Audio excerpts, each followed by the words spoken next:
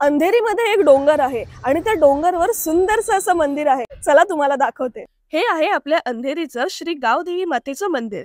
ज्वालामुखीमधून प्रकट झालेला बसाल दगडाचा हा डोंगर आणि त्यावर असलेलं सुंदर मंदिर समुद्र सपाटीपासून 225 फूट उंचीवर आहे.